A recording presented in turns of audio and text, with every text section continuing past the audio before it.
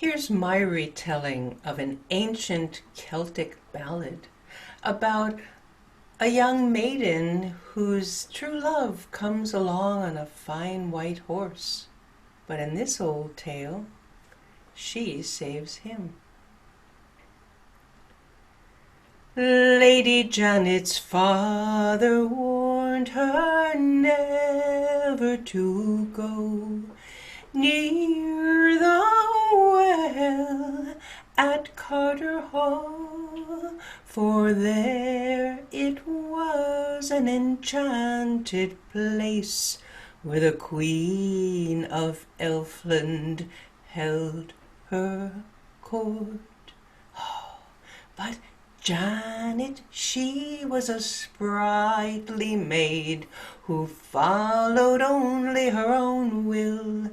So she tucked her kirtle up round her waist, and she went off to the well. She went off to the well. Deep into her father's woods she ran, and when she arrived at the well, she saw that wild roses grew round it. They were so beautiful. She plucked one.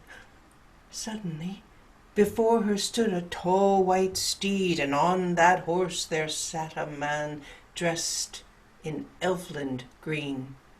"Who bids me here?" he said. "I did not bid you visit me," she replied. I plucked only this rose."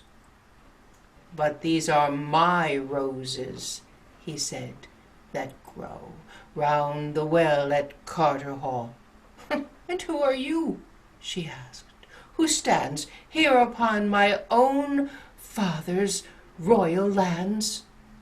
"I am Tamlin," he replied. "I am a knight of the Fairy Queen. Oh, I was once a mortal. I was the grandson of the Earl of Roxborough. But my horse, it stumbled in this strange place, and as I lay stunned upon the ground, the Fairy Queen put me under her spell. I serve her now beneath this well." On and on he spoke. Janet's eyes grew wide as Tamlin told her secrets of what it was like to live in the underground world of the fairy kingdom. Tamlin's eyes grew sad as he gazed at Janet's face and form. He had forgotten what it felt like to be a man, and his heart yearned for her. Many a day after that she returned, for her heart too yearned. She'd summon her love with a rose and stay all day till the moon was above. In time, the fair Lady Janet and the enchanted man, Tamlin, were deep in love. And so it happened. Janet's father noticed that she was with child, and seeing her widening girth, he raged, "Which of my knights has done this to you?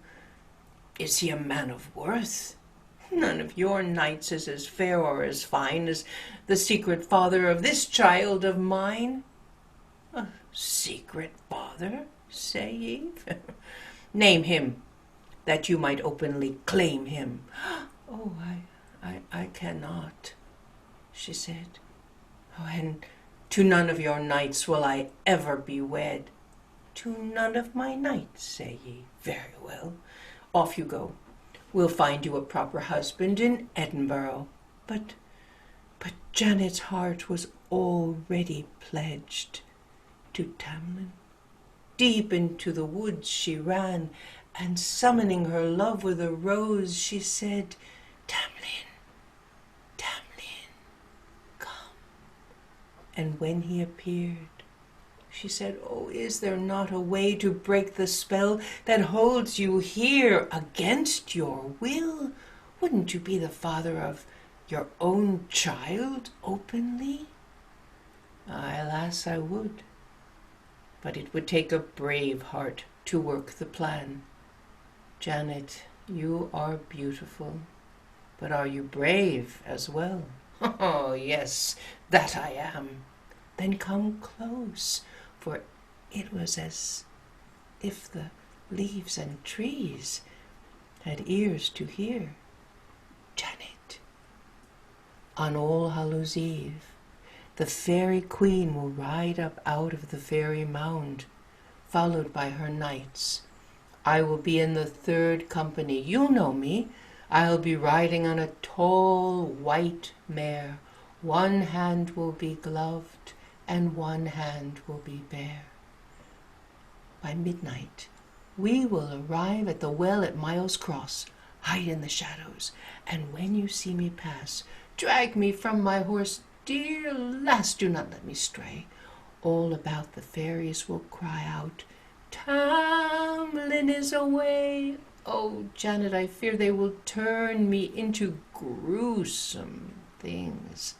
But do not let me go until they turn my living flesh into a burning coal, then throw me into the well. The water will wash away the spell. And so, on a dark and gloomy All Hallows Eve, Janet crept from the castle, and she went to the well at Miles Cross. She crouched in the shadows, and she drew her cloak about her shivering shoulders, and she waited. At midnight she heard it, the tinkling of the fairy bells. She saw an eerie green light. Then she saw the fairy queen come riding, followed by her knights. The first, the second, the third company passed. She saw Tamlin, just as he said. He was riding on a tall white mare, one hand gloved, one hand bare. She reached up out of the shadows, and she dragged him to the ground as all around the fairies cried, Tamlin is away. Janet saw the fairy queen turn in a flash of black satin, and in a glare of green eyes she felt Tamlin shrivel in her arms to become a slimy lizard. She held him tight. He became a coiling snake. She held with all her might. He became a bear with sharp claws, a wolf with wide jaws. She did not let go. He became a lion who pinned her roaring to the ground, but still full with belly she clung round. He became a bar of molten iron. Oh, she gasped, but did not let go, until they turned his living flesh into a burning coal. She threw him hard into the well.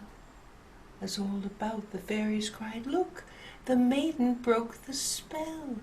And up out of the well came a human, Tamlin. Janet threw her cloak about him to hide him from their sight. The fairy queen turned in a rage and said, So, Janet, I see you freed my favorite knight. Tamlin, if yesterday this I had only known, I would have cut out your heart of living flesh and given you back one of unfeeling stone. And if now I had the power, and I could, I'd pluck out your eyes for what you've seen and spoken of, and give you back ones of wood. And with that, the evil queen turned and rode off with her host. The tinkling fairy bells grew faint, as did the elfin light. But as Janet held Tamlin trembling in the dark, she knew he would be her delight. She knew he would be her delight.